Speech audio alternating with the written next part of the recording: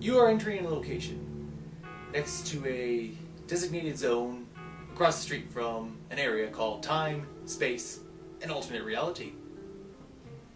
You may find yourself asking questions like, where did he acquire such a cool power-up? How do I get to that secret bonus level? And when will they release a new nifty hat for me?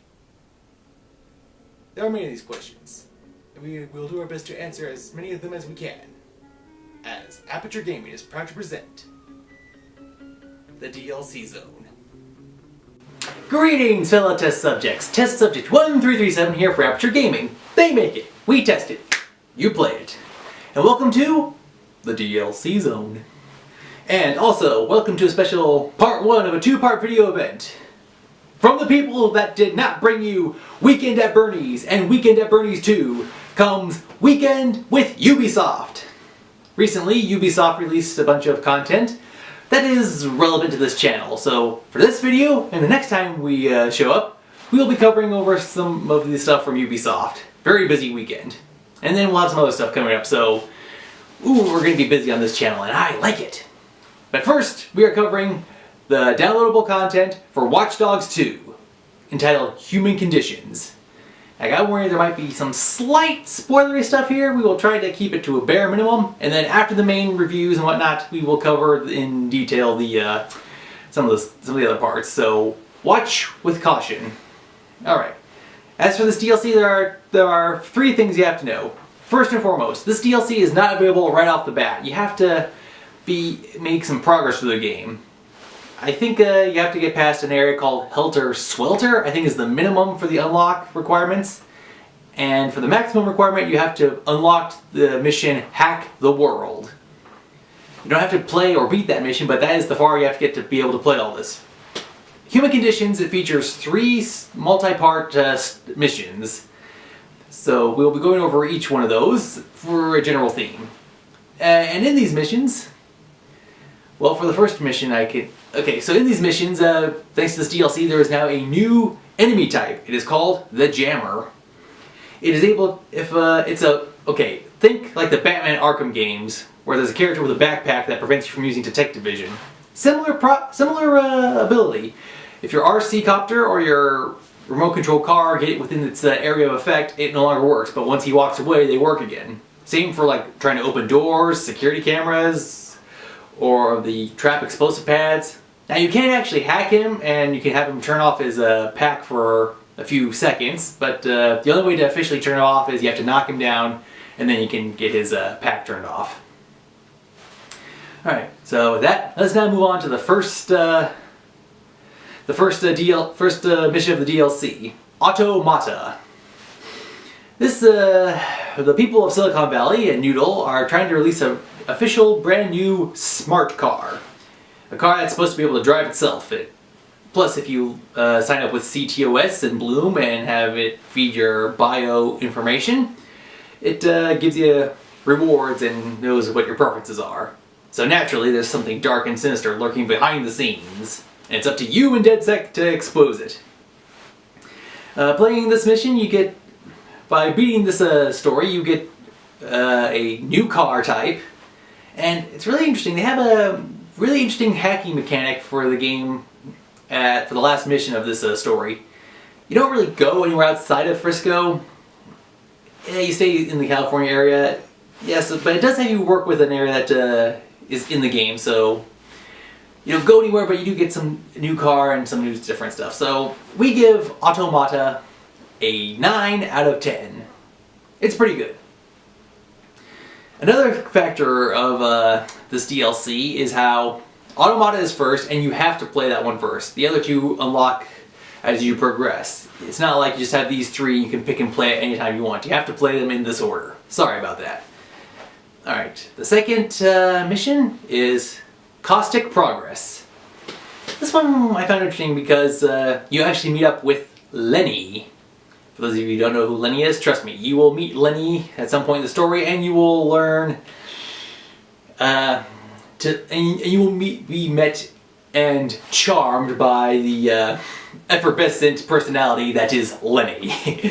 Lenny has exposed that somehow the homeless population of San Francisco is starting to drop like flies. There'd be some evil experimentation going on, which leads back to a scientific company, and of course, computers and technology are involved. That's why it's part of this game. Now, like the previous one, you don't go anywhere. You just interact with a building and a location inside the Frisco area that you probably passed a million times but didn't realize it.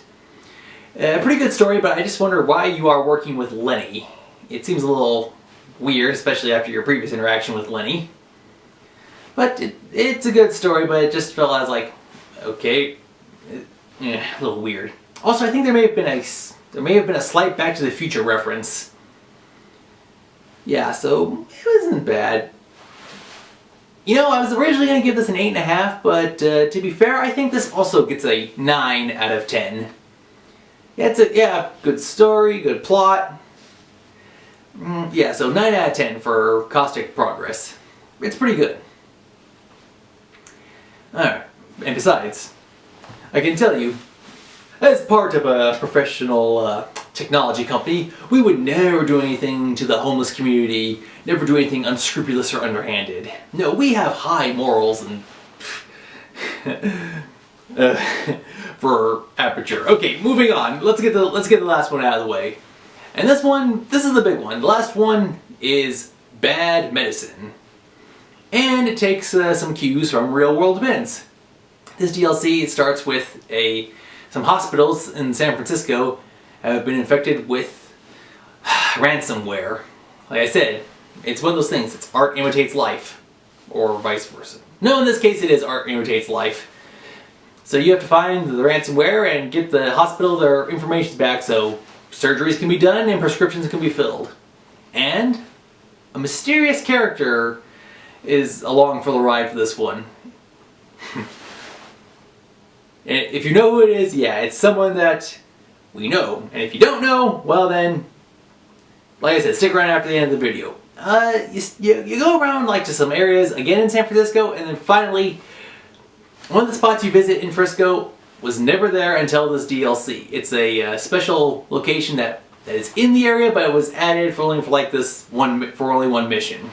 It's pretty good. It's a good story. I like the character interaction, character dialogue. And this mission, along with the previous two, it's great. By doing these, you get followers. And by completing them, you get a boatload of followers. Which, of course, then allows you to get the research points for DedSec. So, it's great. It's DLC, it adds to the game, and gives you followers and a chance to get more resource points for making all your stuff. So, for Bad Medicine, we give it a 9 out of 10. So let's see, 9. So, 9s across the board, so human conditions, we give a solid 9 out of 10. Yeah, so that is all the time we have for the standard episode of the DLC Zone, but if you wait a little bit, well, we will then cover some of the heavy spoiler stuff. So, until next time, this has been Test Subject 1337 for Aperture Gaming, saying thank you for watching, and as always, game on. And now, welcome to the spoilery section. Okay.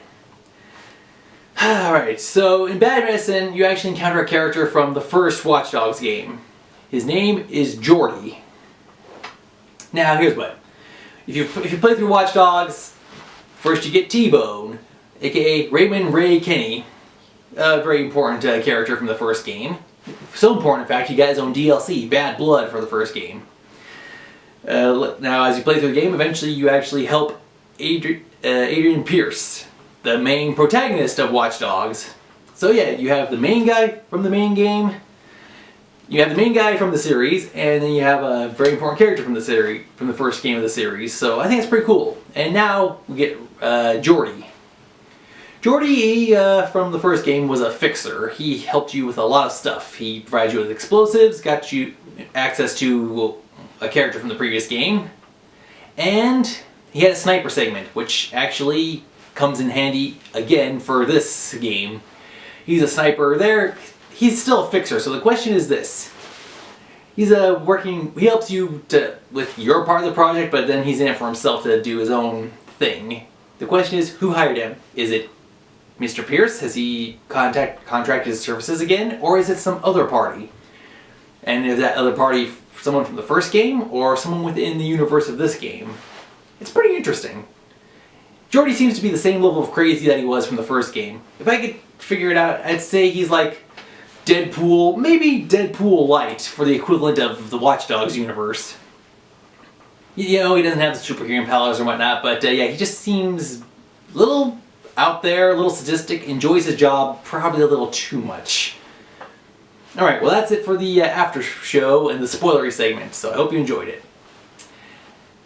And yeah, so go get the DLC, it's great, it's fun, and it adds to the game. Until next time, this has been Test Subject 1337 for Aperture Gaming saying thank you for watching, game on, and this has been the DLC Zone.